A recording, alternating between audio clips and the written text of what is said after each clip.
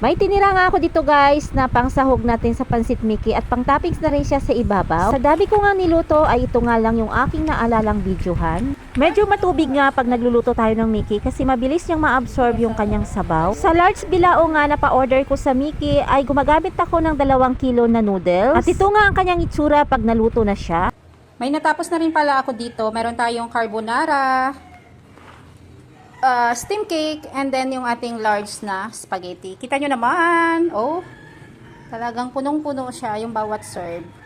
So, yung pansit na lang yung hinihintay natin, i-deliver ko na rin siya.